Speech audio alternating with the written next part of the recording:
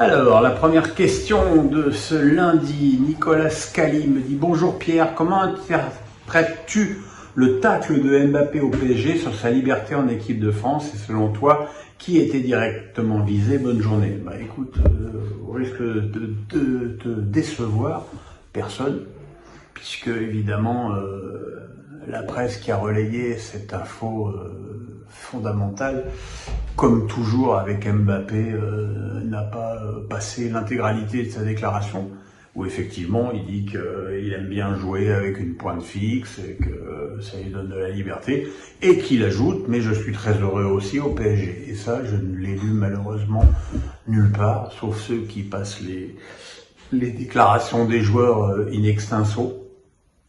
Donc voilà, c'est encore une fois une tempête pour rien, mais bon, avec Mbappé, c'est tous les jours. Donc il a bien du mérite quand même à supporter ça. Alexandre Nadalojo me dit « Bonjour Pierre, on entend beaucoup de personnalités parler de boycott de la Coupe du Monde alors qu'on ne les a pas entendus depuis 12 ans et l'attribution de la Coupe du Monde. Peut-on parler de grosse démagogie de la part de certains ?»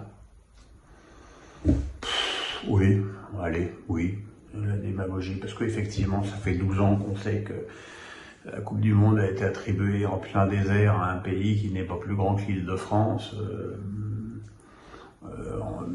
puis qu'on fait des histoires pour rien, parce que les stades climatisés, dans cette période de l'année, il fait 25 degrés au Qatar, donc je pense que cette clim, ils ne l'utiliseront pas.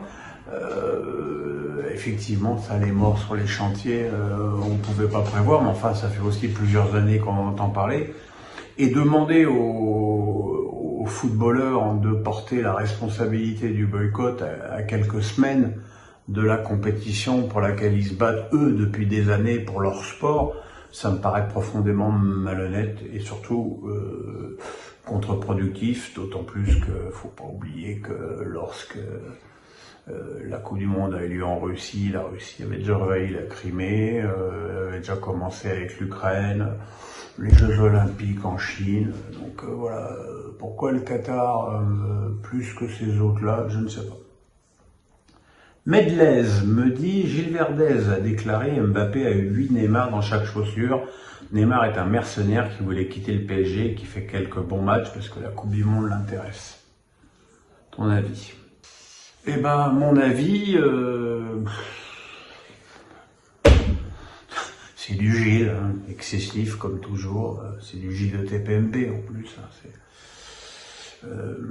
Mbappé a 8 Neymar dans chaque chaussure, physiquement probablement, en même temps il a 7 ans de moins, j'ai envie de dire c'est normal. Techniquement il est évident que c'est totalement faux. Quelques bons matchs, commence à en faire plus que quelques, à un moment donné il va falloir aussi changer de disque, mais la globalité de ça, c'est que on parle d'un mec qui est meilleur buteur, meilleur passeur du championnat et qu'on trouve encore le moyen de lui vomir dessus. C'est épuisant, mais le PSG c'est épuisant. Croyez-moi, quand j'ai commencé à le suivre pour l'équipe, c'est pas un club normal. Et pourtant, à l'époque, il n'y avait pas les Qataris. Bonsoir Pierre, Florian Decaux me dit « Bonsoir Pierre, comment expliquer le choix d'Areola qui ne joue pas en club à la place de Mandanda à la fond ?» Eh bien mon cher Florian, je ne peux pas, je ne comprends pas. C'est pas la première fois que je ne comprends pas la logique de Didier Deschamps, mais là, pourquoi mettre Areola là? C'est pas qu'il a été, c'est pas qu'il puisse être considéré comme responsable de la défaite au Danemark, même si j'ai pas trouvé qu'il dégageait une sûreté exceptionnelle. Mais voilà, c'est curieux. Certains choix de Deschamps sont totalement incompréhensibles, comme ce malin plaisir qu'il semble prendre à brouiller les pistes avec Giroud. Là aussi, je comprends pas. Je vois pas l'intérêt de se comporter comme ça. Il y a 26 joueurs, je dirais à la limite Giroud, en termes de comportement, c'est un faux problème.